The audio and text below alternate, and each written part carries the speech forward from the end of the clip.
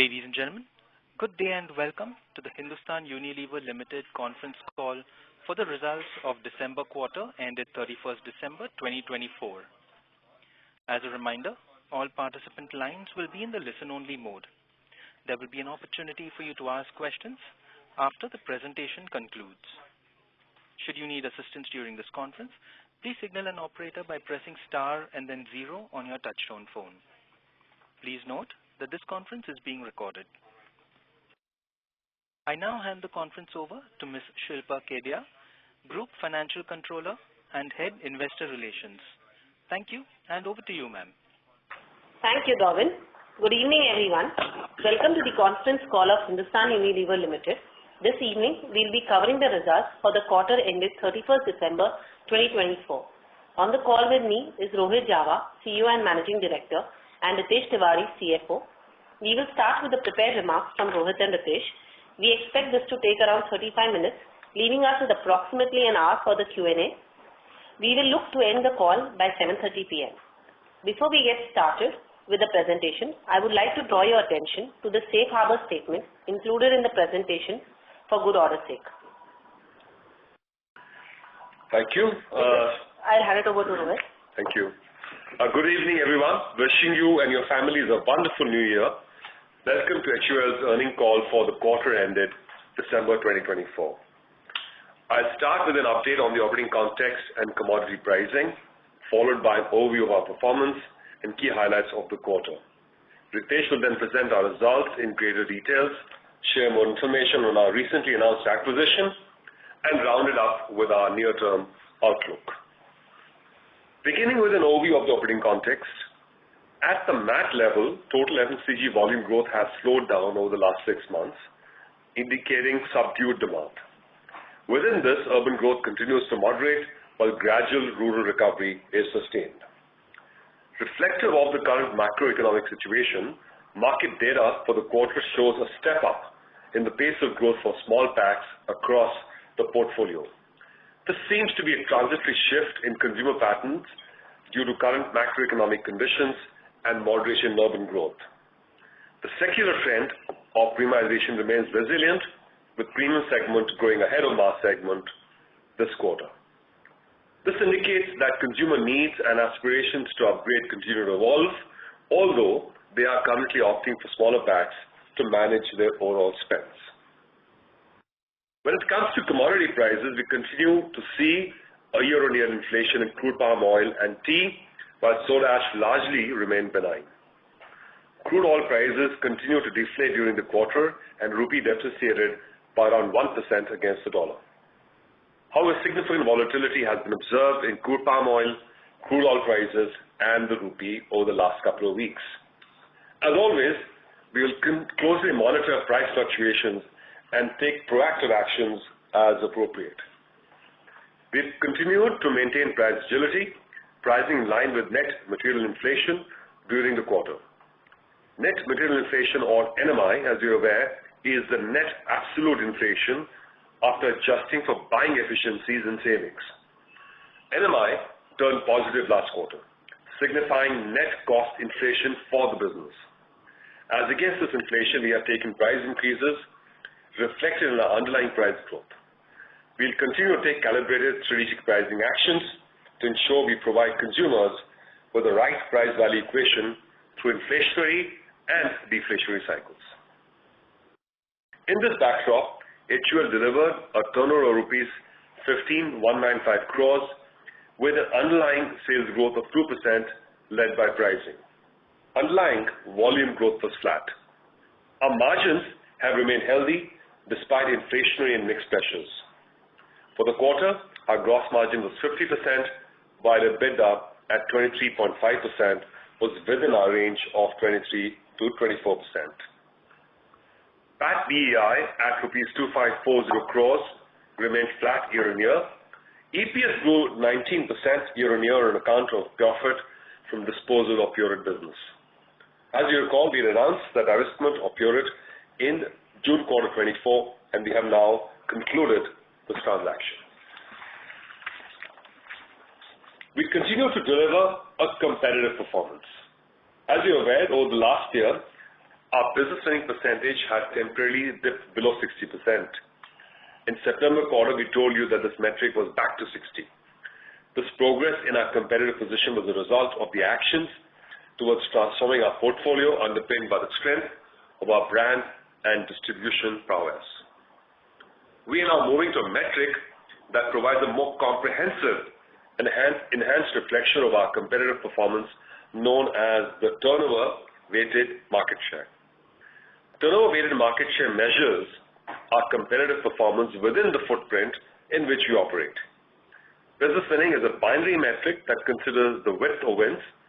Turnover-weighted market share, on the other hand, takes into account the depth of the share gain or loss, assigning weightages to the individual size of the cells and channels. I'm happy to share that we are continuing to gain turnover-weighted market shares as of MAT December 24. This competitive performance is a testament to our focus on ensuring fundamentals of the business remain strong. We have now assessed more than 95% of our portfolio using the unmissable brand superiority framework. I'm very happy to report that more than 80% of our turnover is unmissably superior when compared to competition, indicating our continued right to win. We are committed to engaging consumers through innovative and relevant campaigns across multiple channels and formats. In this quarter too, we have maintained competitive spending with our share of voice being higher than our share of market. Our impactful advertising has won us multiple awards at different forums during this quarter. HUL was accorded several accolades at the Global MMA Smarties that celebrates exceptional innovation and creativity that have led to positive business outcomes. More than 70% of our business is gaining penetration, indicating that we continue to expand our consumer base, reaching more people than we did before. Our robust business fundamentals will serve as a strong foundation, enabling us to consistently win competitively. Our underlying volume growth comprises of absolute tonnage growth and mix. While absolute volume grew competitively, it was offset by a negative mix. There are a few drivers for this negative mix. One, home care, which has relatively low realization per ton versus the HUL average, has grown ahead of the rest of the portfolio. Second, like what we observed in the overall FMCG market, consumers are titrating consumption in the current macroeconomic scenario. This, coupled with the fact that the urban growth has moderated, has resulted in small packs growing faster than other packs. We believe the shift to smaller pack sizes is a transitory phenomenon. Importantly, we continue to witness premiumization this quarter as well, driven by consumer aspiration and evolving needs, and this partially offsets the negative mix. Our strategy is well equipped to embrace and capitalize this evolving aspiration to deliver consistent growth. I spoke to you about our strategy in the Capital Markets Day. During this quarter, we continued journey of sharply investing behind the three pillars of our strategy: focus, excel, and accelerate, while steadfastly upholding our foundational pillars of sustainability and culture. With a renewed approach towards portfolio segmentation, we have categorized our portfolio into core, future core, and market makers, recognizing the various stages of market evolution for each portfolio. We will strategically prioritize investments to optimize each portfolio's contribution to the overall organizational growth. Core brands are the foundation of our categories. Our job is to maintain this portfolio, contemporizing and modernizing it to ensure that the products remain relevant to consumers. Glow & Lovely is a brand with rich legacy. Its high market penetration uniquely positions the brand to influence the broader beauty market. In the backdrop of changing consumer preferences, we have recently launched Glow & Lovely Glass Bright Gel, a mix designed to drive desire and functionality. With the revolutionary light sensory, the product is packed with potent ingredients of niacinamide and hyaluronic serum. For product, packaging, pricing to promotion, all the 6 Ps have been carefully curated to unlock growth by contemporizing this iconic brand. Bars continue to play an important role in the laundry regime of millions of Indians. We have recently relaunched Rin Bar with a superior formula designed with a novel polymer technology to deliver efficient cleaning and noticeably superior salt wash. The technology enables a product that lasts longer than the key competitor in the segment, delivering improved economy to consumers. The launch response has been encouraging, with an uptick in Rin market shares in geographies where the product was launched. Sunlight has kept colored clothes bright since its launch over 130 years ago.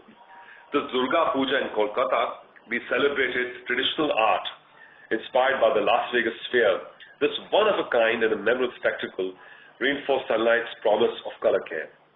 Amplified across social and digital platforms, the campaign generated significant organic influence engagement and boosted brand visibility with 13.5 million plus views on digital video and a circa 100,000 visitors per hour at the installation over 5 days.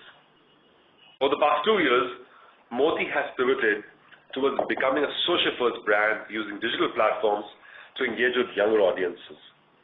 For the 2024 Diwali season, Moti launched the Din Din Diwali campaign with an aim to keep the essence of Abhyangan Snan alive by combining nostalgia with modern entertainment elements. The campaign has garnered 150 million plus views on YouTube, Instagram, and Moj. The market share of Moti saw one of its highest ever growths on the back of this campaign. In our future core portfolio, we have identified 10 aspirational brands that we intend to transform into big master brands. Let me give you a glimpse of our journey in this quarter with Dove. The Dove Scalp Plus Hair Therapy is a perfect fusion of purpose, science, and desire. The collection is infused with high-potency skincare ingredients involving niacinamide and zinc peptides that nourish the scalp and help hair thrive. Dove's new Serum Shower collection combines key ingredients like proceramides, unique sensories, premium fragrances, and packaging to provide consumers with a luxurious bathing experience while addressing common skin concerns like acne, exfoliation, and glow. Leveraging Unilever's global innovation capabilities, the product was effectively customized for the Indian market, launching within just 9 months after its US debut. Both these ranges have been co-created with dermatologists to bring the pioneering skincare benefits for consumers into India. With premium packaging, communications, digital first, and other sale-led models, these innovations are multi-year, big bet platforms for premiumization of hair care and skin cleansing. With Market Maker's portfolio, our effort is towards leading and creating trends to develop the market in 6 segments of choice. Let me talk about some of the actions taken during the quarter. Lakmé launched its Rouge Bloom collection, taking a step towards introducing slow beauty and democratizing prestige with textures, sensory experiences, and color palettes.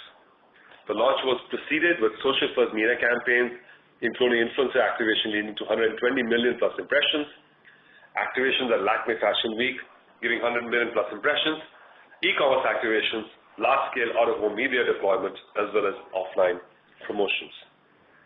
Recognizing the consumer desire for the long-lasting salon quality hair, the recent launch of Tresemé's Silk Press range is an at-home hair treatment that is both effective and accessible, providing sleek, smooth results that are safe, affordable, and easy to achieve. The range has been also launched with a first-of-its-kind social media approach with 150 plus expert squad, co-creation with e-commerce partners, and demand generation through salons and professional partnerships. Riding the Korean wave in India, Knorr has taken the successful journey of the Korean ramen a step further. Knorr joined forces with Squid Game 2 for a one-of-a-kind campaign where 45 creators showcased their unique take on Dare to Slurp challenge. This is a step towards making Knorr synonymous with Korean food in India. What's more, we also launched a new flavor, Spicy Gochujang, as an extension to the already existing flavors. As market leaders in the dishwash segment, we committed to developing the market by democratizing emerging trends. To this end, we launched Sun, our dishwash liquid brand. Priced at Rs 99 per litre, the brand aims to further expand liquid market penetration within the mass segment. We will continue to innovate at speed across the 6 identified spaces, bringing in new trends and developing the market to cement a strong competitive edge for us in these high growth categories. This should give you a glimpse of some of the actions we've taken in this quarter as we remain focused on our job of transforming the portfolio.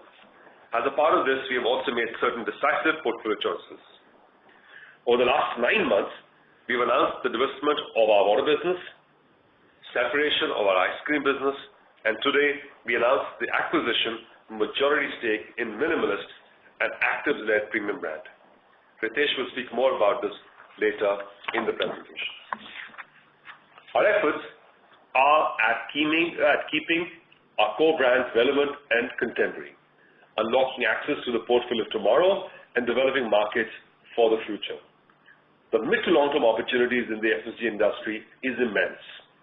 With strategic clarity and operational excellence as our foundation, we are well positioned to leverage this opportunity and grow competitively. I will now hand over to Ritesh to take you through our results in further detail. Ritesh, over to you. Thank you, Rohit, and good evening, everyone. Wishing you and your loved ones a very happy and prosperous new year. Let me take you through our quarter results in detail.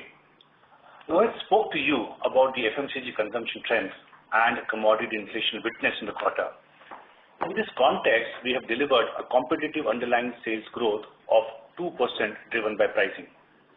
The impact of higher commodity costs across parts of the portfolio and adverse mix were deftly managed by leveraging the strength of our global procurement operations, landing calibrated pricing actions in the market, and sustained focus on generating savings across the lines of P&L.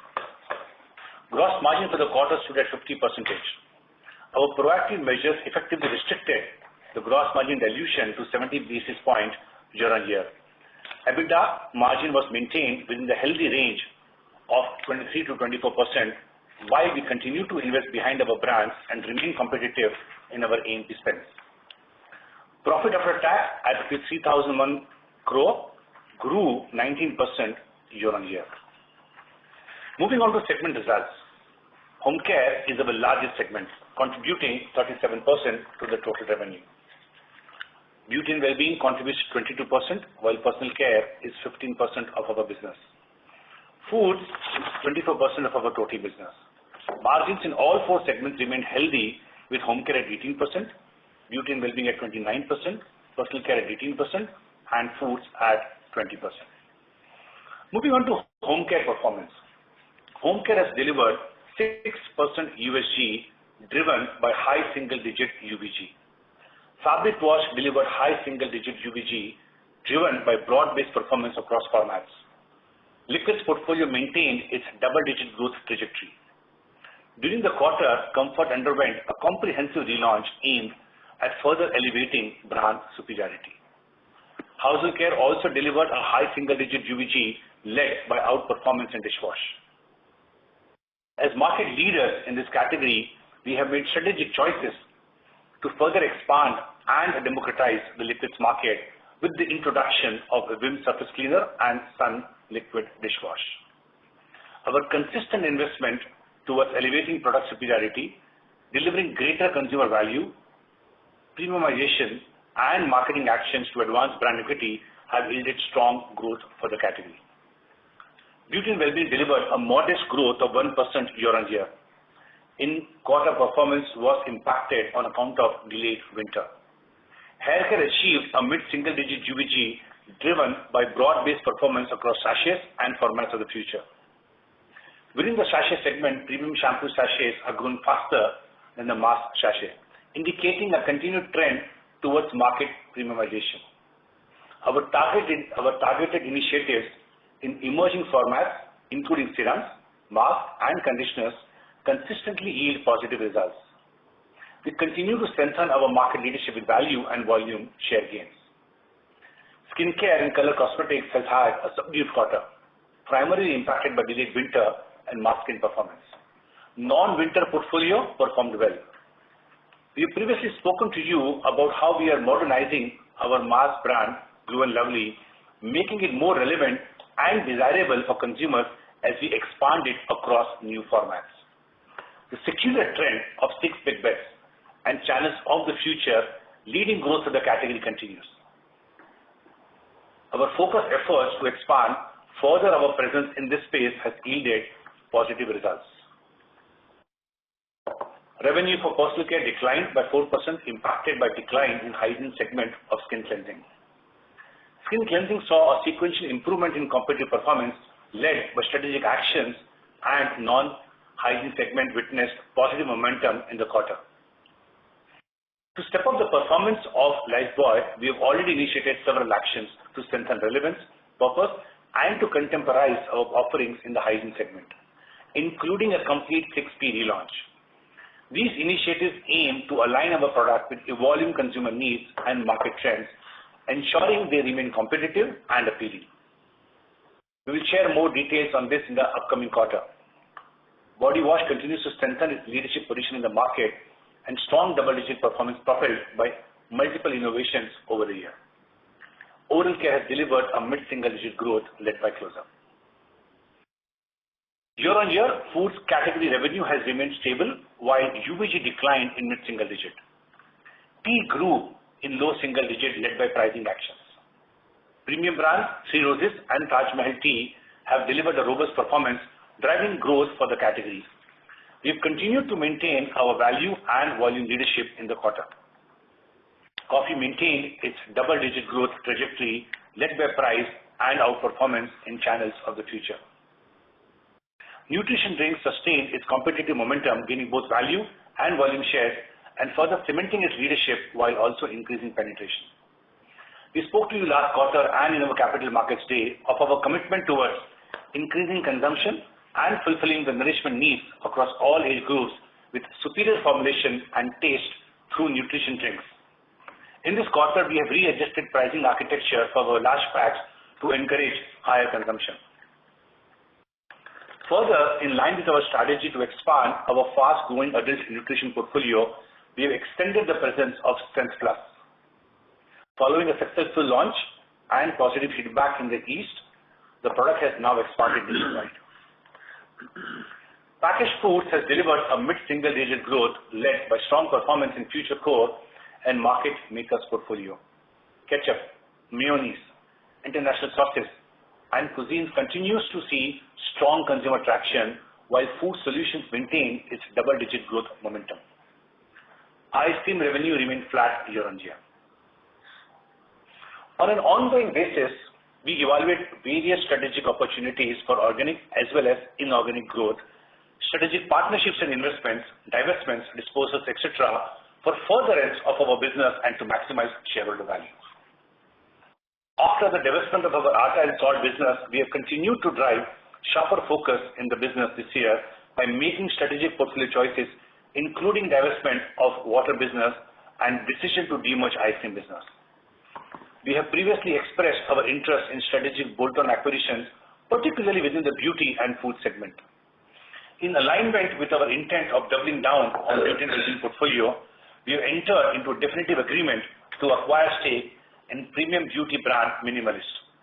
This marks another step in the transformation journey of our portfolio towards growth, higher growth demand spaces. Let me spend some time covering this transaction in a little more detail. The sale and divestment of Pureit business was completed on 1st November. As mentioned earlier in the presentation, consideration for this was received and profit was recognized in this quarter.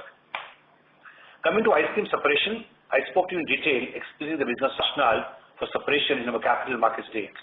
Let me give you a quick update of our progress on this action. Our Board of Directors has approved the scheme of arrangement to demerge HUL's ice cream business into Quality Walls India Limited. Pursuant to the scheme, one equity share of the new entity will be allotted for every one equity share held in HUL. Upon demerger and listing of the entity, the entire shareholding will be held directly by shareholders of HUL. This will give us an opportunity for all shareholders to participate in future value creation of the company.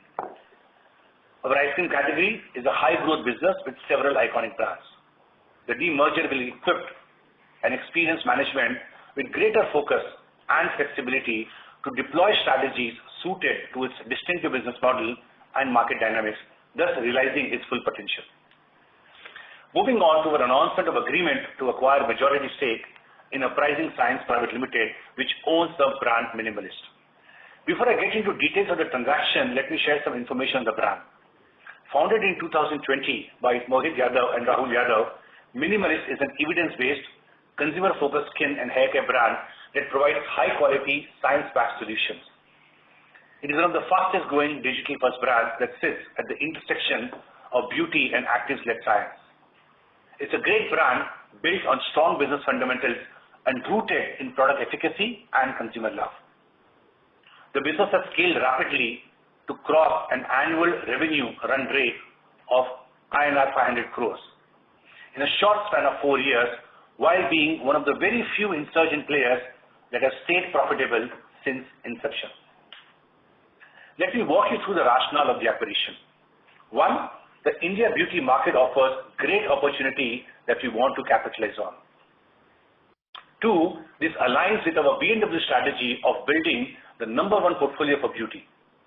Three, Minimalist is a good strategic fit for HUL given the equity the brand brings.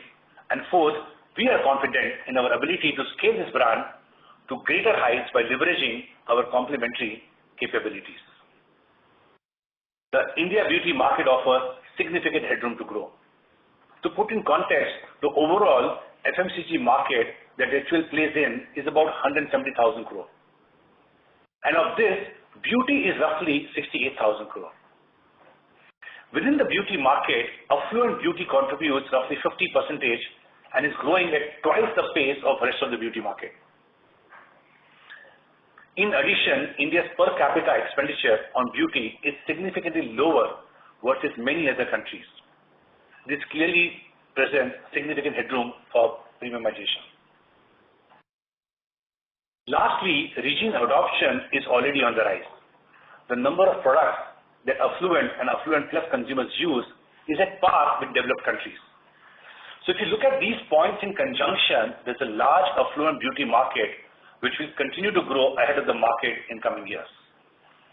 Coming to our own B&W strategy, you would have seen this chart earlier at our Capital Markets Day presentation when Harman spoke to you of our key pillars of the strategy.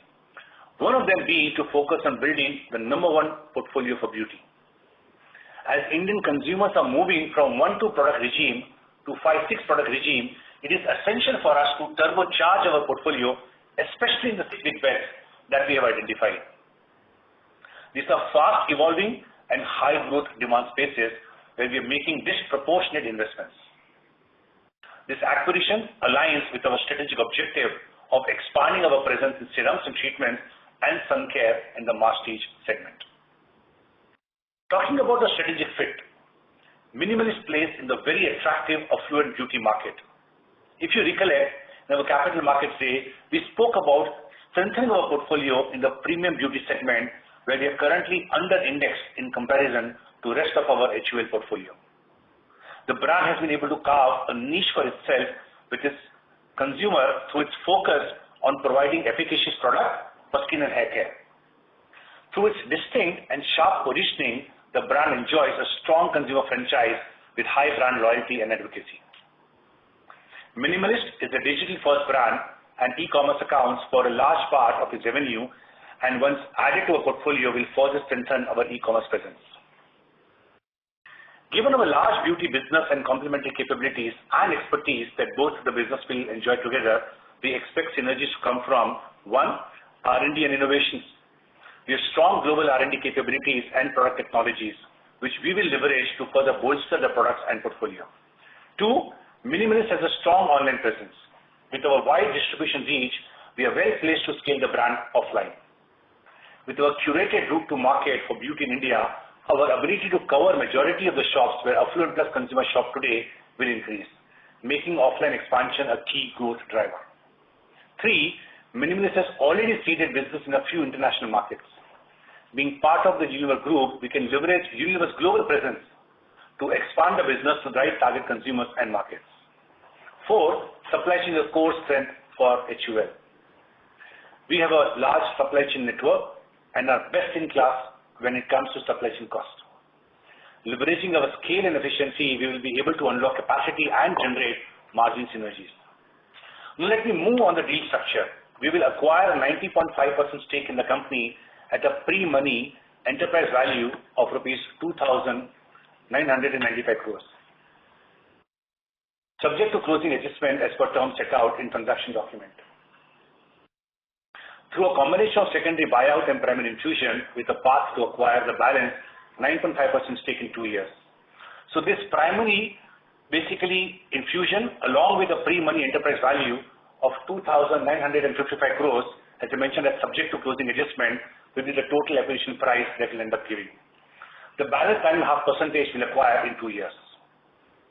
Minimalist will join the strong portfolio of brands in our beauty and well-being division.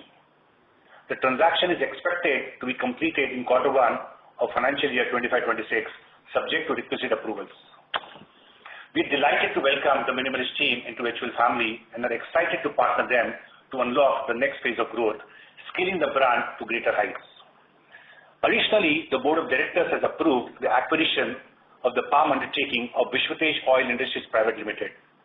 This is a part of HUL's palm localization strategy to build supply chain resilience for palm derivatives through backward integration.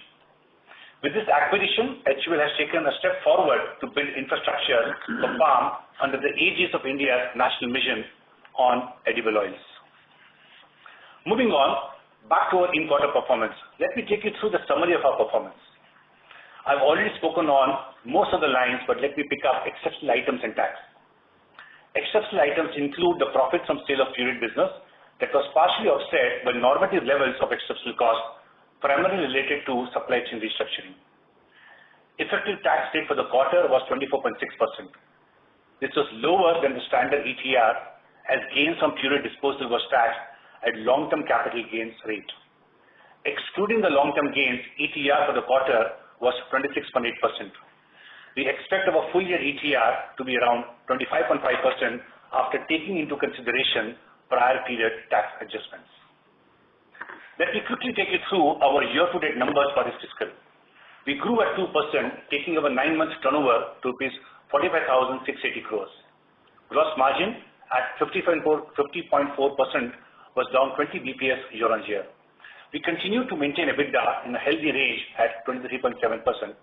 PAT BEI at rupees 7,723 crores was flat, while PAT grew at 6% to rupees 8,151 crores. Coming to our near-term outlook, we expect the current moderation in demand trends to continue. We remain watchful of various macroeconomic indicators that could impact the pace of recovery, such as real wage growth, food inflation, and employment levels. In this context, our focus remains on driving competitive volume-led growth across our business as we continue to transform our portfolio to high-growth spaces. We will step up investment and prioritize them across our core, future core, and market makers portfolio to maximize growth. Activities on ice cream demerger and the announced acquisition will be executed with agility to bring them to a closure as per timelines. If commodity prices remain where they are, we expect a low single-digit price growth in the near term. Amidst inflationary material prices, we expect to maintain EBITDA at the lower end of 23-24 range. We will continue to manage our business dynamically to drive savings through our net productivity program and provide the right price-value equation to our consumers. With this, we conclude our prepared remarks and will now hand back to Shilpa to commence the Q&A session. Thank you, Rohit and Nitesh. With this, we will now move to the Q&A session.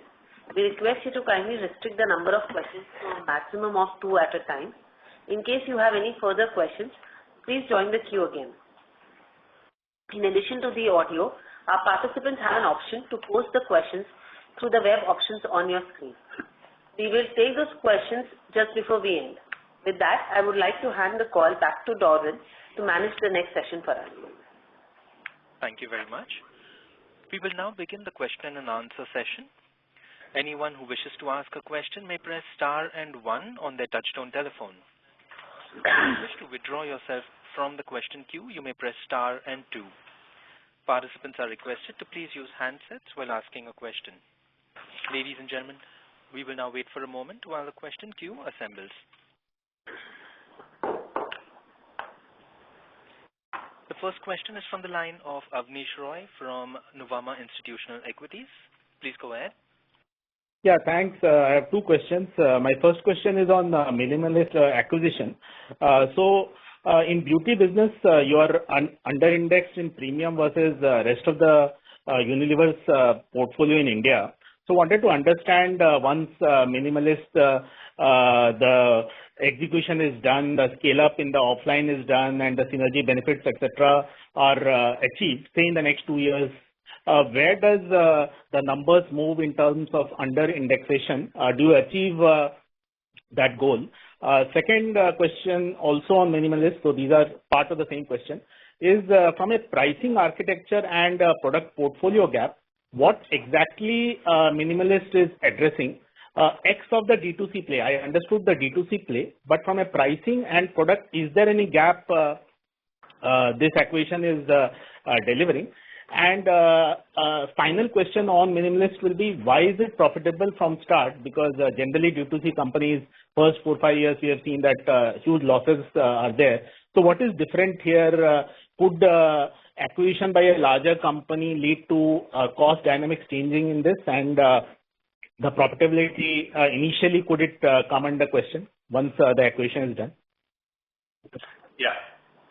Thanks, Abneesh, for the question. So overall, at the Capital Markets Day, we have spoken that we are under-indexed on premium as far as beauty and well-being is concerned. And there are many parts of the business which are to be over-indexed on premium, but that is not the case for beauty and well-being. What we want to achieve over the next few years is 900 BPS improvement of portfolio shift towards premium. With that, we will more than cover the gap that we have to a fair share for premium. Minimalist acquisition makes a big step in that direction. And we are very confident that with Minimalist, with our extension of portfolio within Pond's and Lakmé, further scaling our brand Simple Love Beauty Planet, entering into prestige space, scaling Novology that we launched a few months ago, and many such actions put together, we will be able to drive the 900 BPS portfolio shift towards premium and more than close the gap that we have to fair share within the premium segment of beauty and well-being. Now, when it comes to your question on where does this fit, so Minimalist sits at a masstige price point, number one. Number two, it has a very strong play online and hence in e-commerce across pure play platforms apart from direct-to-consumer sales. It operates in derma/actives-led space. And if I look at overall beauty and well-being, the point we mentioned in our prepared remarks, that half of the business of the overall category in the market sits with a consumer cohort of affluent and affluent plus. Within that, masstige is a pretty strong segment. And overall, this affluent plus cohort, the growth of that segment of market is twice than the overall average of the business. And dermal actives-led business is almost 2/3 of this masstige market segment, which is why this makes an absolutely fabulous strategic fit that we are able to now participate in masstige. 2/3 of that, as I mentioned, sits in dermal actives-led, which is exactly what Minimalist is all about, deeply rooted in product efficacy and consumer love. And with this, our play gets more stronger in e-commerce. Now, when it comes to business, you rightly captured this is the prepared remarks that over 4 years' time, Minimalist has become a 500 crore annual run rate business and has been profitable from year one. It's a very tight and smart, well-managed business model. The way the brand has been crafted meaningfully, the way business model is very efficient across all the lines of the P&L, the way marketing spends have been done, and more importantly, innovation rate. Business has been innovating very well, and there have been successful innovations which have kept getting added year on year. So it has been a mindful innovation rate with more successful product and hence a very mindful P&L model which has got deployed. Now going forward, what do we see from here? As I mentioned, there are multiple synergies Abneesh will end up having. Our global R&D capability and technology will be able to deploy to the brand. Supply chain capacity unlock, supply chain savings and synergies unlock will be able to bring to play. We will be able to leverage our offline presence and our strong go-to-market structure to take the brands to more premium stores across the country. And we have spoken about in the Capital Markets Day, we have now a separate sales force called Beauty Pro, which basically caters to outlets, which are premium beauty outlets across the country. And we will take Minimalist brands offline into those markets over a course of time. And equally, we will leverage our global presence as Unilever to evaluate and explore international opportunities. So all these four elements put together, we'll be able to create more value by working with Team Minimalist and bringing capabilities of both the teams together and then create brand bigger compared to what it is today and make business model more stronger which compared to today. It's already strong, but we'll be able to make more stronger. So those are the rationale of profitability business model of niche going forward. Sure, that's useful. My second and last question will be on the two good categories in terms of volumes. One is dishwash and detergent. Here, if I see high single-digit volume growth, of course, industry should not be growing at that level given the urban slowdown.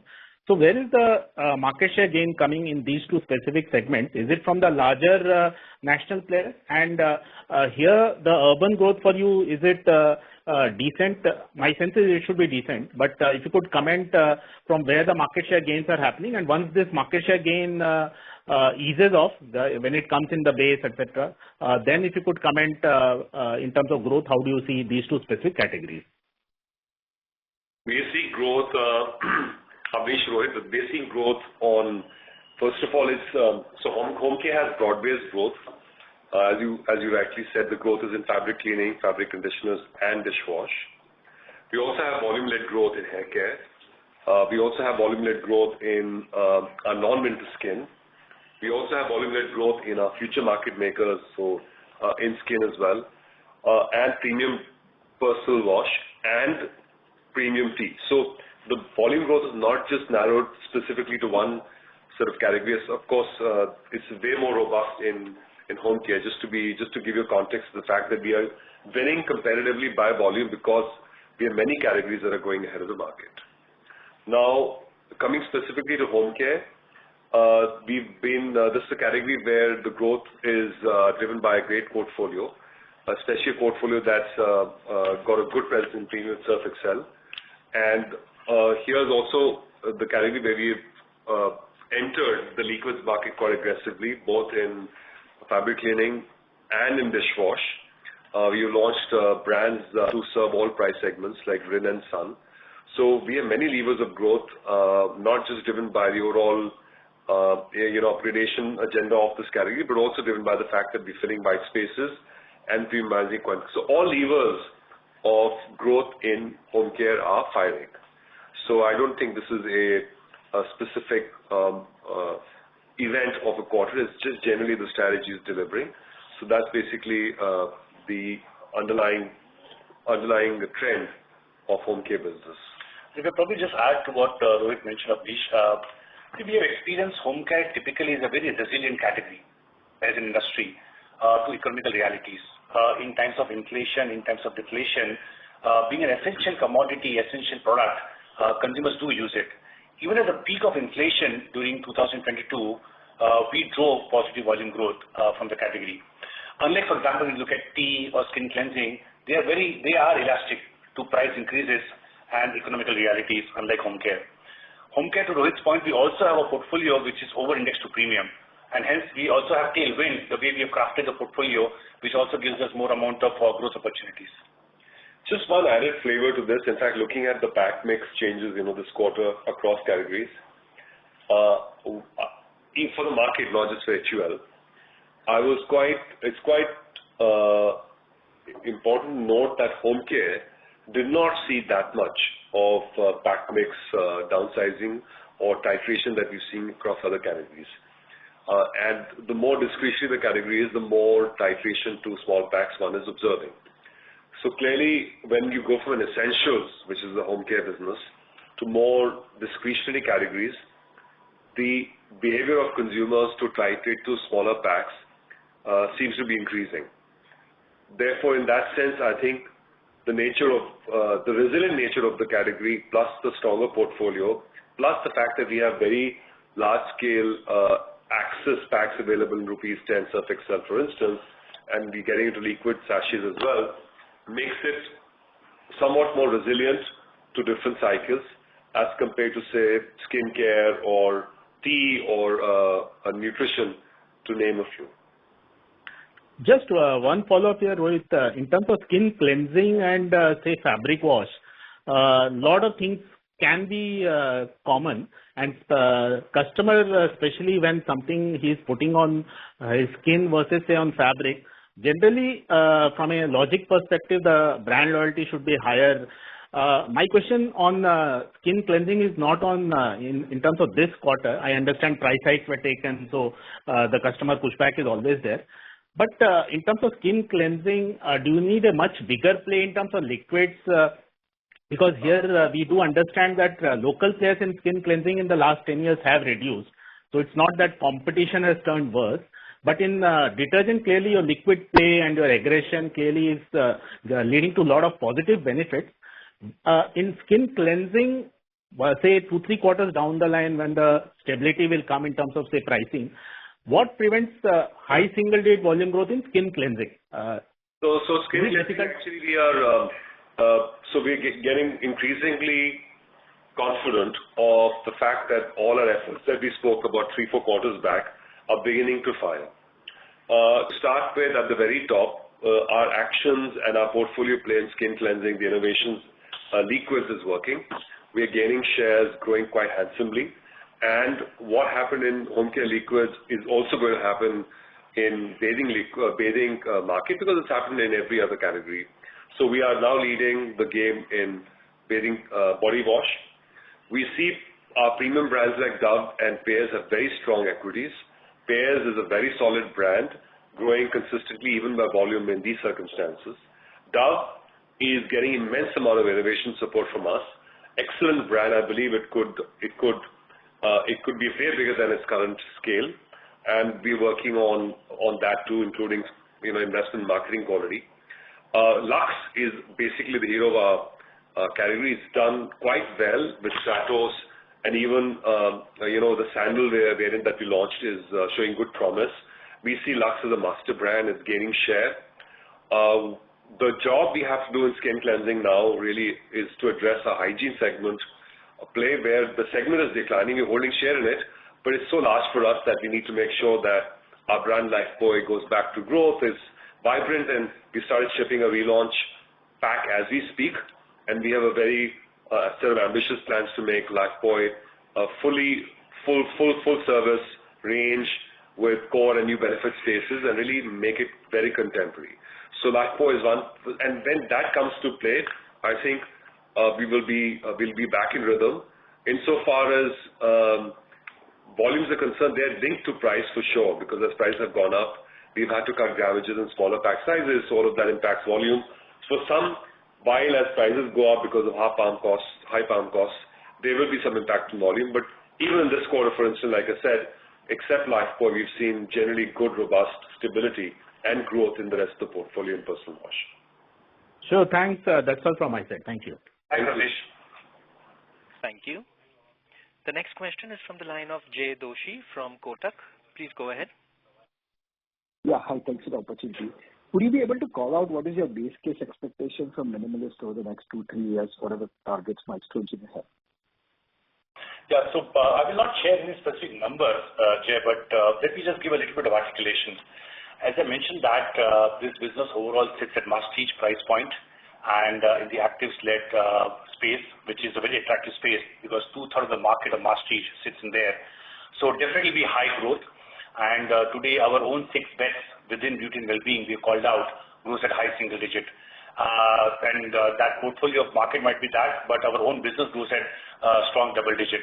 And when it comes to Minimalist, very sharp brand crafted and extremely successful, we do expect high growth from the business to come, especially when we start bringing synergies that I was talking about to Abneesh earlier.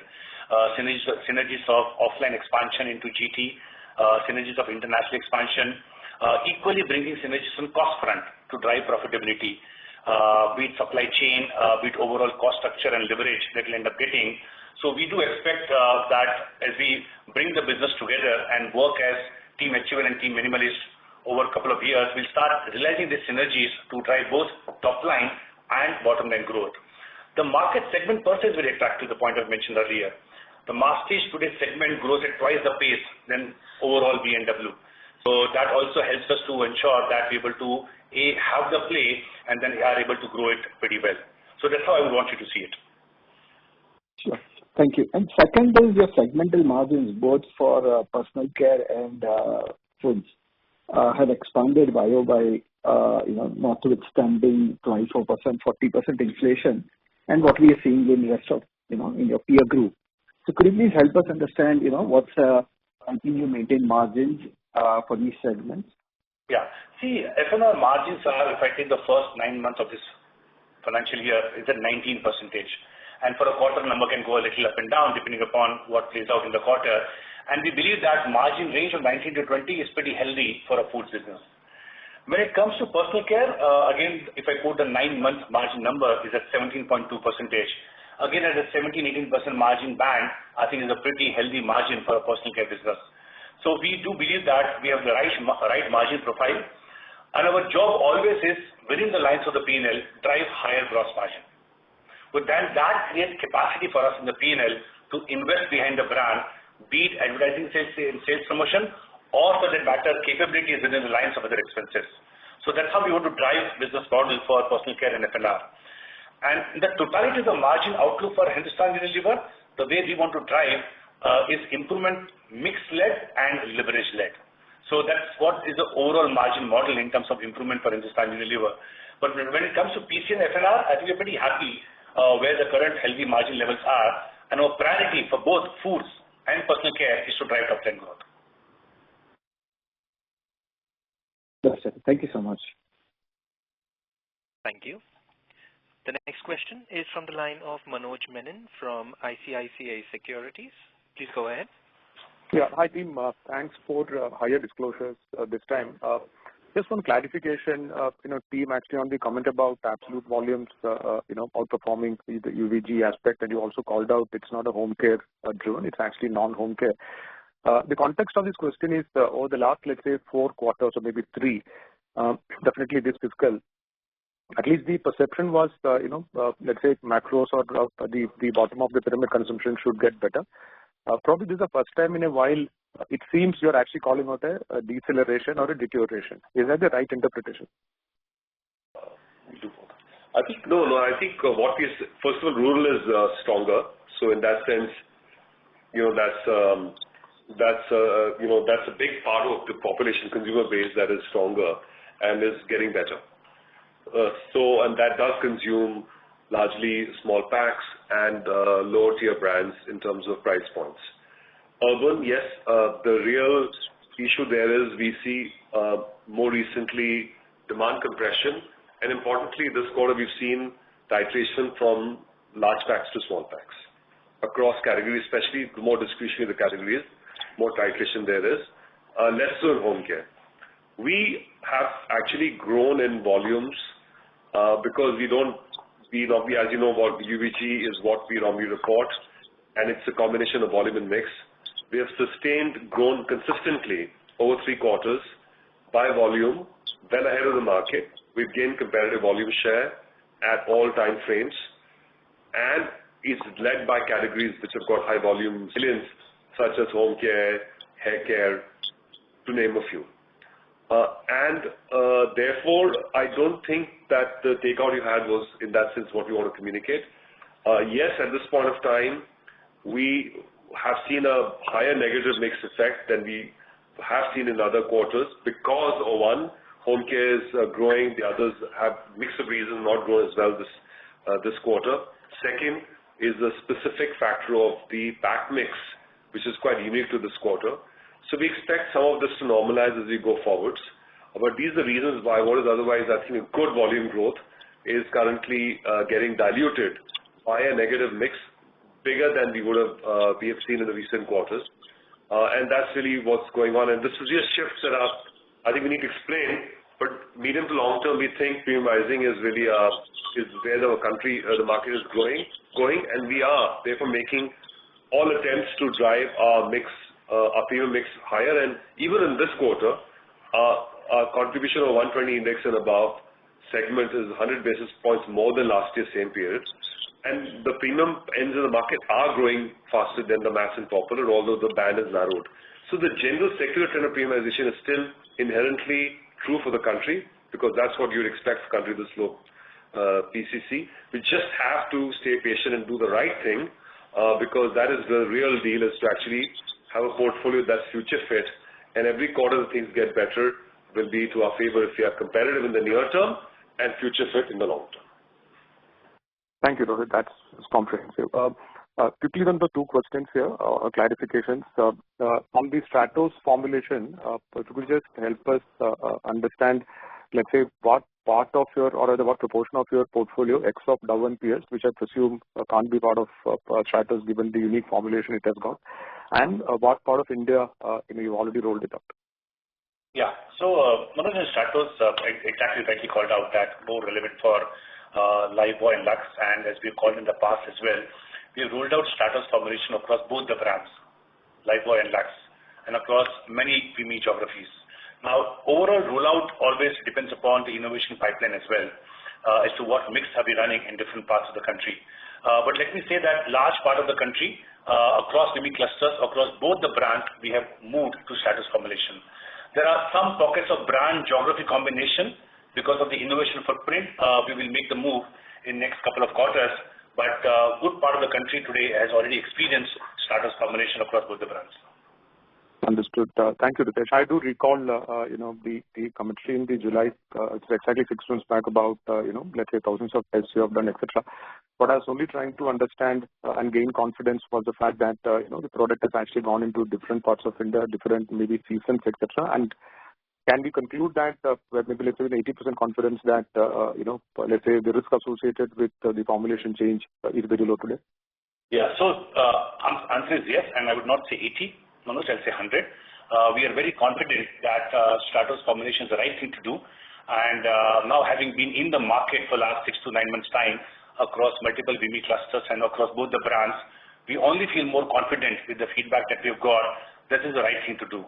The point that Rohit mentioned earlier, and also what we spoke as part of prepared remark, what we're now doing with Lifebuoy would not have been possible if at all we had not made the first move with the product formulation change in the first place. So we believe it's the right thing to do in terms of unlocking space in the oral formulation to do more innovation and then add more elements to the product portfolio in terms of overall product quality for us to do the right thing. So yes, we feel very confident.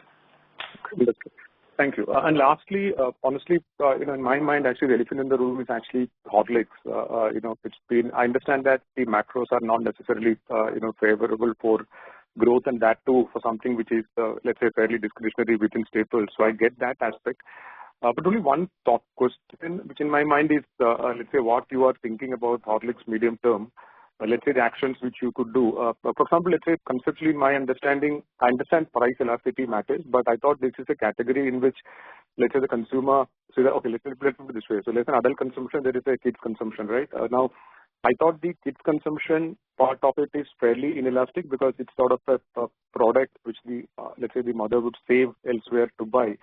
And we have seen a lot of pricing action. So the only question is, do you really think that there is any, I know that there's a premiumization aspect you're doing, but I'm talking about the Horlicks core. What are the interventions, let's say, you will not tell the details, but do you think that there is material changes you need to do to drive growth on your own? Thank you. Yeah, we have, as you know, we've said before, because this brand has seen a lot of focus from all of us. We have, this category, we have seen its market share growing, including as of date. We have seen its penetration growing. In fact, amongst our UBS or unmissable brand superiority scores, it's amongst these two brands, Horlicks and Boost, amongst the best. These are iconic brands in South and East. And we have also seen the brand scores getting stronger. One place which has been a challenge is consumption, which is titrated down with, of course, some inflation coming in the recent past. At this point, what we're trying to now do is to improve the price pack architecture to incentivize large pack usage, because by driving more large packs, we know that those households use more of the category compared to the ones that use small packs. So we are trying to incentivize consumers to buy more large packs. We're also working on how can we make the product and the core even more stickier by improving its taste, and we're looking at various routes to make the core stronger in the core product, because I think that's everything else is basically green.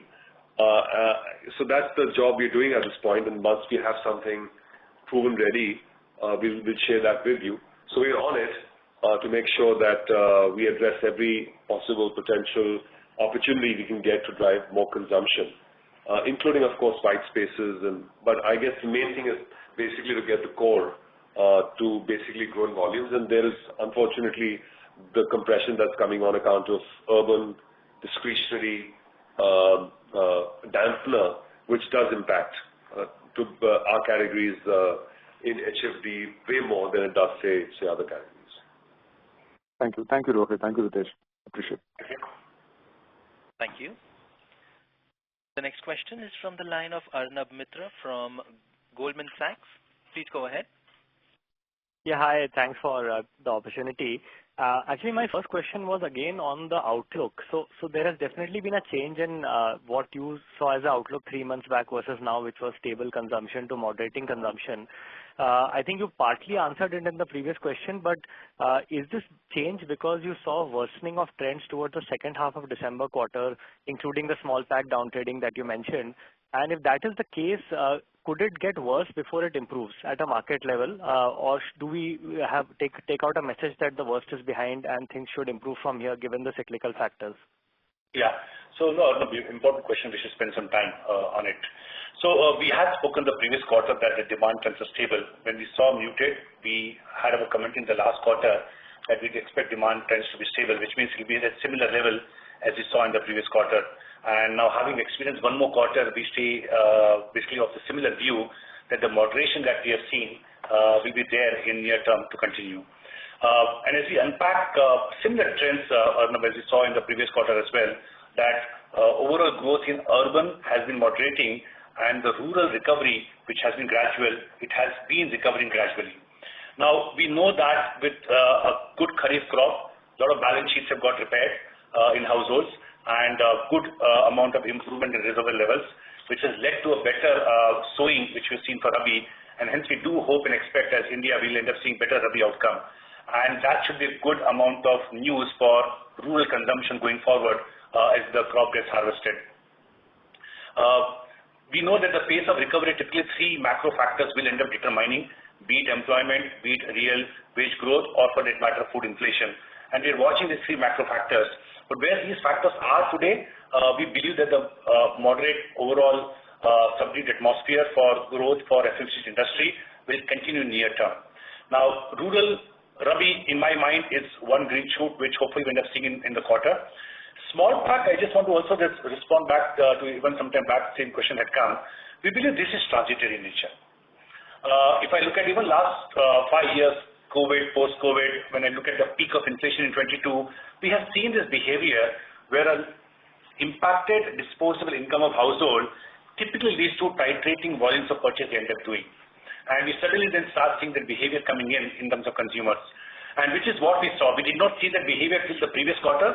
That was a new behavior that we saw in current quarter, December quarter. And when this behavior comes, it does remain for a couple of quarters. So we do believe that this will be there for a quarter or 2 more. And but it is transitory in nature. I don't think so. This is a long-term conversation, and it should go away in a quarter or so. And hence, on that element of market growth, we are hopeful. Now, pricing over in the market still is benign. There is inflation in skin cleansing. There is inflation in tea. But both these commodities at the end of December quarter and in January has come off. So tea, for example, came 7% off compared to what we saw in September quarter. In fact, palm oil, crude palm oil, it went up to 1150, 1200, then has come down to more like 1000 as we speak in early part of January. So we do believe that overall commodity inflation for FMCG, it will support. It will support the recovery of consumption overall. So hence we are hopeful that we should see better times, but the pace of recovery will get determined. This is what happens with employment, real wage growth, and food inflation. Yeah, thanks, Ritesh. That's very helpful. My last question is actually on Minimalist. So it seems a very attractive space to be in, an attractive brand that they have built. The concern is that sometimes when these very fast-growing small companies are acquired by really large companies like HUL, it could lead to a little bit of loss of direction. The founder would probably leave after some time. There are more systems and processes to follow. Decision making can slow down. How do you guard against all of this, especially because this is a very dynamic, fast-growing business? And how do you think of the integration between HUL and Minimalist in this context? Yeah. So what we have done, Arnab, you're absolutely right. Integration and operational model framework, extremely critical to get it right as part of any acquisition, and equally applicable in case of Minimalist as well.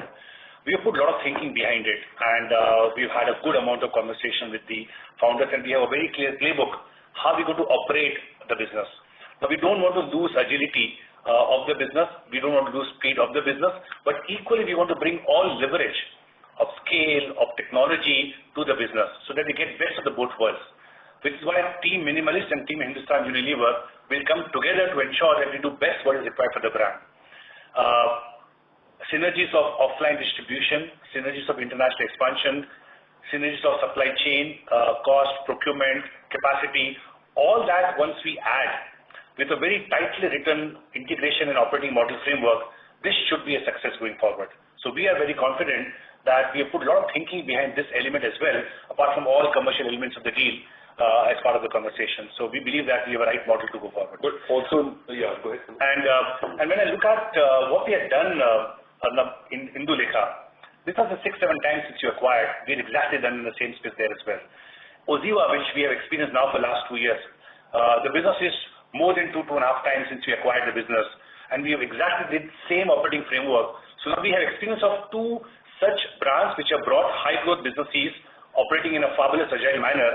We acquired them, we integrated them beautifully in the business, and we have kept the mojo of these brands within the organization in terms of growth and pace. So we feel confident that now it's the 3rd time we end up doing the same thing, and we feel very confident about it. So what I was saying was that we want to preserve the magic, the logic, the fundamentally robust business the 2 great founders have built. They're very inspiring founders. They've personally curated, crafted the brand. It's very sharp. They have consumer connect. They have agility. They have their own R&D, their own factory, etc. So we want to preserve that magic. At the same time, as Ritesh is saying, we want to leverage the reason why this day membership or family makes sense, like access to offline or international, our leverage of our costs, supply chain, and so on and so forth. There's a lot of opportunity to do that. But in the next, for at least 2 years, we want them to operate like a speedboat. We will offer them whatever they need to become more successful. Of course, basics like safety, health, and make sure that everything else is absolutely world standard will be another advantage they will get.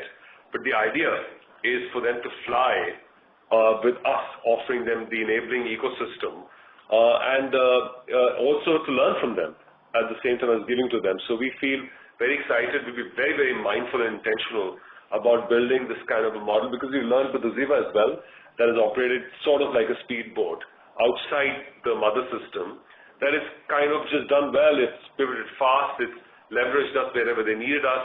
It's been lightly managed. There are HUL people there, but they operate in the startup as if they were founders there too.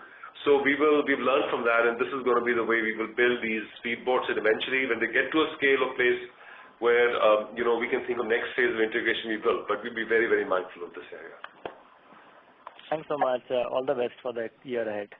Thank you. Thanks, sir. Thank you. The next question is from the line of Vivek M. from Jefferies. Please go ahead. Hi, good evening. 2 questions. My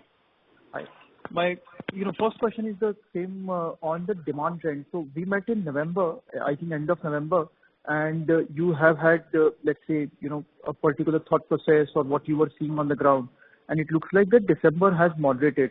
So what Arnab asked, I have the same question that, I understand this is transitory, but do you think that it can get worse as we go forward before it starts to stabilize and then get better? Is there that risk, as we head into, let's say, March and June quarter? No, so Vivek, as we have seen multiple parameters, of course, all of us read all economic parameters, but more importantly, as we see consumption trend up and close across the length and breadth of the country, across channel, we don't believe there's a material issue which is brewing up. And hence, yes, there is a moderation in urban demand. there is a gradual recovery of rural. That trend is playing out as we have spoken consistently for the last couple of quarters. Small pack size we mentioned is more transitory in nature. We've seen that happening. It self-corrects itself with things improving. But overall, I don't believe that we will have, let me say, more stress coming in terms of consumption trends go forward. From here onwards, as a lot of, let me say, resources deployed to drive employment in the country, to improve food inflation levels that you see in amount of work which is happening. I already see, I'm saying the latest data which comes out in terms of crop, and we're hoping the outcome which comes out at the end of this season of vegetables will further support the food inflation in terms of being managing it at lower level compared to where it is. So when I look at all those signs plus repaired balance sheets close Kharif and good sowing for Rabi, so hence a better outcome when the crop is harvested. So things should look better from here. It's just that in near term where we are in short term, we believe that the current trends is what we believe subdued will continue. But I don't think so this will last for many quarters, and hopefully we also start seeing them building on from where we are at this point in time. Commodities overall for FMCG are also behaving. They are benign at an aggregate level. Yes, there is some inflation somewhere, some deflation somewhere. Sequentially, the peak of increase is also coming off. So we believe that even commodity atmosphere within FMCG should also support the recovery of consumption growth going forward. Yeah, I just wanted to complement Ritesh's response from a lens of what does HUL do, right? And I think we cannot forecast the future with high level of accuracy. But what we can forecast is what we should be doing. So what we are doing is we are first of all focused on excellence in our execution and a volume-led competitive outcome. That is the winning metric for all our teams. That are we growing in every segment, every geography, every channel, and if we are not, then we address those, every brand, and we fix them, and we move on. So our overall rubric is, are we growing competitively, largely volume-led? And we are, and our volumes are indeed well ahead of the market. Of course, they're diluted by a deeper negative mix this quarter. Number two, we want to go where the growth is, because there is growth in the market, e.g. e-commerce, e.g. parts of rural, e.g. small packs, e.g. some categories like essentials like home care, hair care. So we are going to basically go where the growth is and pivot our investments there. And number three, we have to be future fit. So we have to build a portfolio that in good times is going to be in the right places. So Minimalist is an example of plugging a gap, benefit, price, channel gap, that gives us then the portfolio we can fully play with, and as tailwinds come back, and they will, because that is the nature of the game, and our PCs is so low they have to, that we will be better positioned, a stronger company at that point of time, and it could be a quarter or two, it could be three, we can't say for sure, but it's not, we're not working on a hypothesis that this is going to be forever. We think this is going to get better. We can't say specifically when. Sure, absolutely understand that, and yeah, the trends are like quite difficult to predict. Rohit and Ritesh, in the context of what you have said, and let's say 30th November or somewhere there versus now, do you think there is also a risk to this negative mix what we have seen? So what you mentioned in this quarter, premiumization continue, but do you think that temporarily that because rural picks up, urban moderates, and on top of that, if there is a small pack phenomena also, because we haven't seen really, let's say, negative mix in your business for a long time, but do you think momentarily that is something that is also possible? Yeah. So let me just comprehensively talk about mix within Hindustan Unilever now. And so as we spoke earlier that overall home care growth ahead of rest of the business, number one. Number two, small pack growth, which is something is a trend breaker in the quarter, negated by the uplift which we typically get because of premium growing ahead of the rest of the business. On a net basis, the mix has been negative for the quarter. If I look at mix going forward, I do believe, and we do believe this point in time, that the impact of small pack negative mix should self-correct in a quarter or so, number one. Number two, our own drive to make portfolio more premium, that should continue building further mix possibility within our own performance going forward. Look at beauty and well-being. So beauty and well-being for the first half of this financial year grew in mid-single digit. Current quarter, it grew at 1%, impacted by delayed winter. If I take winter out, even in this quarter, beauty and well-being grew at mid-single digit. So there are also those factors which are more here and now for this quarter. Going forward, they will not be present on themselves. So we do believe that our overall trend of premium growing ahead of the rest of the business and our own play of driving more premium going forward, that should help us to keep building mix. So hence, I would say this is more of a conversation which has got accentuated given the development of small pack in the current quarter, but we don't see concern going forward in terms of mix improvement. Got it. And last, a small question on Minimalist. Whatever purchase consideration that you have paid, or beyond that also, when you have bought it, I'm guessing that, there will be not just the brand that you are getting, the idea would also be your existing portfolio you learn from Minimalist, let's say promoters, founders, management, etc. So in your purchase consideration, is there part of that consideration paid for the learning that you will have for your own beauty business also? No, so when we acquired this business, I quoted number that on secondary buyouts that we've done pre-money at 2,955 crores at 5.9 sales multiple. And this price is to acquire the brand. As of now, we acquired 90.5% of that enterprise value, and we will acquire the balance 9.5% in 2 years' time. And we do believe that once we have acquired this business, of course, this is all subject to getting closing done over next 1 quarter with all the conditions. And once everything is done, what we want to do, Vivek, is to get synergies together of both the businesses. And we have a lot to offer, as I articulated earlier. Rohit also summarized them. So the way we see going forward, we will end up bringing synergies from both sides to the table to make the brand bigger, to make the business model more stronger and more profitable compared to where it is, and keep the pace of growth which the business has had. So that's what we want to do going forward. But the acquisition price that we paid is for acquiring the brand and the business. No, sorry, that's what I understand, Ritesh. But I'm saying on the strength of, let's say, Minimalist brand, do you think your base portfolio also benefits quite a bit on, when you discuss with QC, when you discuss with e-commerce platforms? Yeah, no, that is absolutely right. Although we've not monetized that in our business case, but it is absolutely our intention to osmosis of learning how they're built. And, we do have Love Beauty Planet, Simple, Novology. These are almost digital first brands as well. And Oziva, so there's definitely going to be a cross-learning and synergy, but it's not something that we have currently captured as value, but there's definitely the value that we're looking to get from this relationship.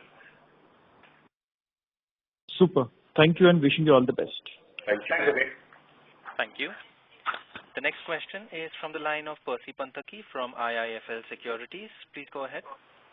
Hi. Just wanted to understand, apart from the winter care portfolio impact, is there any other sort of little bit of slowdown that you have seen in BPC? A few quarters ago, you had said that the premium part, which is approximately 2,000 crores, that is growing at 20%. So is that 20% growth rate maintained? And secondly, the slowdown that we saw in the mass skincare over the last 2 quarters or so, has that remained at that same level or has it accelerated? So that's my first question. So yes, the 2,000 odd crore portfolio that we have, Percy, at the 6 big bets we've spoken about, the growth trajectory of that portion of the business continues to remain strong. And even this quarter, we have grown in good double digits, that portfolio of 2,000 crore, both in organized trade and, of course, pretty good amount of growth in e-commerce as well. On mass skin cleansing, let me hand over to Rohit. On mass skincare, that is an area we do feel, while there's an improvement sequentially, there's work to be done. If you really ask me, that's the sort of primary area in skincare that we need to address. And we have started doing that, as you mentioned, in our capital markets day. So Glow & Lovely is a very big brand. As you know, it's got the highest unmissable brand security score we have. It's got a 60-70% rural penetration. And over the last few years, it's seen, under rural stress, a category dropout leading to loss of penetration. In urban areas, consumers have also evolved, temperatures are high. So considering all of this, we are already in the middle of a revamped brand. We have, at the very top end, already started entering serum, sunscreen, and face cleansing, but they are a smaller part of the total game plan. We've just recently launched, actually, Glass Bright, which addresses the urban consumers' need for light sensories, and it's a premium proposition. It's got good technology, it's a very premium formulation and product with a carton pack, etc., but at a very affordable price. So Glow & Lovely Urban will therefore have a pretty much a contemporary brand for brightening, available at a very good access price. And in rural, which is of course the large part of the Glow & Lovely business, we are in the middle of revamping and relaunching the core, and that will be in the market in the next few weeks. And you will see that that is a reset of the product, the pack. It's a complete, re-expression of the brand Glow & Lovely, still built on the essence of transformation of your confidence and your presence, and that will be something in this space of beauty from within and brightening from within. We'll just wait. You'll have to wait for a little bit to watch that in the market, but that's coming soon as well. So we are putting a whole lot of effort behind Glow & Lovely because it's so central to our core business, and that's been an area of decline and concern over the last few years and quarters. And once that is addressed, I think the rest of the business has, as Ritesh mentioned, non-winter grew well, mid-single digits, the 6 months grew double digits, and if winter had come on time, we would have also seen. So I think generally that's the main focus for us to address. Got it. My second question is on the macro. So rural is doing decently well, urban is under pressure. What would require in the macro to change for the growth at an industry level to improve?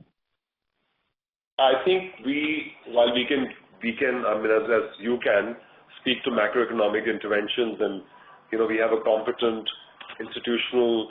The government is addressing all of this, as are so many other people. So I think I don't want to comment very broadly towards what macroeconomically. Not what the government should do, but what are the macro indicators that you think need to improve? Is it food inflation, which is the main problem, or is it real wage growth? What exactly is the problem? One or two macro indicators which, if they improve, you think your growth can improve? All of the above, the three things that we believe, as do all the specialists we speak to, is of course the real wage growth, food inflation, and employment levels. And if those three improve and consumer confidence, then we'd see the urban consumption also click up. I think the stress started coming in more for food inflation. If you just correlate, I'm not giving you causality, then as food inflation comes down, because winter's been good for crops, it's already coming down, and then I guess it'll start impacting the urban markets positively. But like I said, I am always, as a person, not very, I don't like giving macroeconomic views because it's not my area of competence. What I can speak to is what we are doing, which is, even in this market circumstances, we are looking to go where the growth is, invest in growing our market share, largely led by volume, which is more users, and ensure that we don't take our eyes off the longer term and keep doing the right things. So that's the mantra that I will keep coming back to, because that's the only three things that we as a company can control. Got it. One quick question in the end. I recently noticed in a shop in Bombay that for Lux, the old and the new formulation are both available in the same shop, and this is after 6 to 8 months of launch. So what is the logic behind this kind of a strategy of sort of having both of the things, both of the formulations available at the same shop? I'm sure it's been long enough for the pipeline to dry up by now. So I can't speak to I'm sure you would have seen what you would have seen in that one particular store. But generally speaking, there is an overlap because we don't, totally dry the pipelines for this category. And we've done this transitions over many years, many times. And Lux is growing market share with the new formulation, the new pack, the new advertising. Lux Sandal is in the market. So at this point, and the brand becoming a master brand. So all the signals and outcomes on Lux brand are strong. So on the aggregate, based on all data points beyond just that one outlet, things are looking good, and we want to make Lux even stronger. So have you stopped producing the old formulation completely now? Yeah, yes, of course. Yeah, we have. Okay. Yeah. Got it. Okay, that's all from me. Thank you very much. There was no zero date, it's not been produced. Yeah. Thanks, Rasi. Thank you. We have the next question from the line of Latika Chopra from JP Morgan. Please go ahead. Hi, team. I have Hey. two questions. The first one was just trying to get a flavor on... Sorry to interrupt, Latika, but you are not clear. Yeah, is it better now? Slightly better. Please go ahead. Okay. My first question was if you could provide some flavor on the growth for modern trade channels during the quarter. Did it have any bearing on offtake of larger packs versus smaller packs? And on the second question was on oral care. If you could give us some flavor on this mid-single digit growth. Was it pricing led or it was a balanced volume and price led? Thank you. So overall organized trade, if I just probably bucket, and that's how we typically want to speak. Overall organized trade, if you look at modern trade e-commerce put together, we have grown in double digit. Overall, if I look at the segment and growth like everything else put together, even that has slowed down compared to the previous quarter. So we have grown in double digit. And we know that, Latika, whenever we grow in a channel double digit, especially modern trade e-commerce as organized trade, there's always a growth of the geography, but equally important is a channel shift where consumers would have moved from other channels into buying into modern trade and e-commerce. But the secular trend of, let me say, consumption getting further built into organized trade, that has continued. And in terms of small pack, large pack, overall the portfolio that we sell in organized trade is typically more premium compared to general trade. So the conversation on large pack, small pack is more accentuated, I would say, in general trade, both rural and urban, as compared to organized trade. Understood. And any color on oral care underlying volume for excess? Oral care. Oral care grew mid-single digit, driven by pricing and driven by Close Up, which is the master brand that we have, which has been doing pretty good business for us. All right. Thank you so much for the clarification. Cheers. Thank you. Thank you. We have the next question from the line of Sheela Rathi from Morgan Stanley. Please go ahead. Thanks for taking my question. My first question was with respect to the beauty and well-being margins. For last few quarters, we have been seeing a decelerating trend. So just wanted to understand, and I understand that we are making investments here, but just wanted to understand where these margins should stabilize. Yeah. So I think you self-answered the question, and very clear that beauty margin enjoys a healthy margin compared to the total aggregate Hindustan Unilever. And this is an area we called out consistently that we will invest, and we are investing in more innovations, more investments, more capabilities. And we know that as we end up growing the business ahead of the average of HUL, the mixed benefit will come, and hence it will self-pay in terms of P&L ROI. And so we are okay for the margins to drop so far as the growth is above average growth of HUL. The phase that we are in now, we are doing the job of building portfolio and building the number one beauty portfolio in the country today.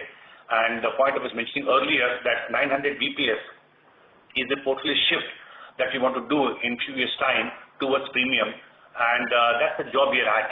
So you will see more innovation intensity. You will see more launches as you already have seen this quarter, and also going forward in March quarter as well. It's a busy quarter for us in beauty and well-being. So we do believe that we will take some amount of margin basically decline in beauty and well-being compared to the healthy levels of around 30% that we have today, but will more than pay back in terms of its economic value within the P&L if the growth keeps happening above average growth of HUL. Understood. My second question was on Minimalist. I think it's a very interesting acquisition, and it ticks the boxes on a lot of things. It's a sizable business, online business, even profitable business. My question here is, at the CMD, we had called out that we'll be making disproportionate investments in the beauty and well-being category.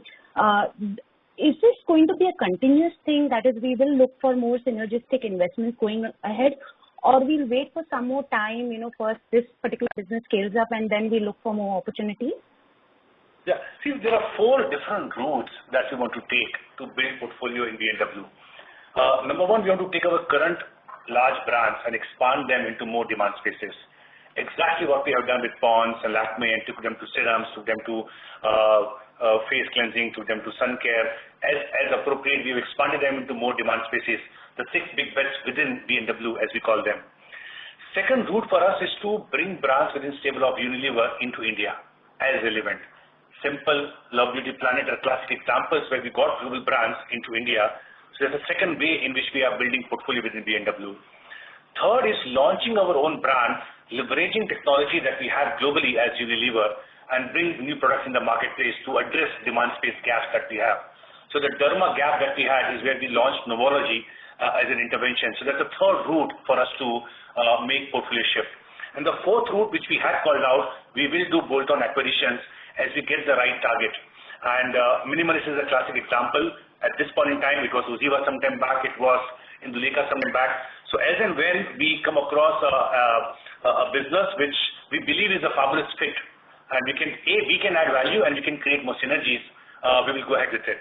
We are very selective about it, and hence the pace at which we'll end up doing, it is not concentrated on one area within the 4 steps of, let me say, inaugurating. We want to do all the 4 areas to build our portfolio. Understood. Very clear. Thank you. Thank you. Thank you. Ladies and gentlemen, I will now hand the conference over to Ms. Shilpa Kedia to take up questions from the web. Over to you, ma'am. Thank you, Darwin. We do not have any new questions on the web. With that, we now come to the end of the Q&A session. Before we end, let me remind you that the playback of this event will be available on the investor website in a short while. Thank you everyone for your participation and have a great day. Thank you everyone. Thank you. See you soon. Thank you. On behalf of Hindustan Unilever Limited, that concludes this conference. Thank you all for joining us. You may now disconnect your lines. Thank you.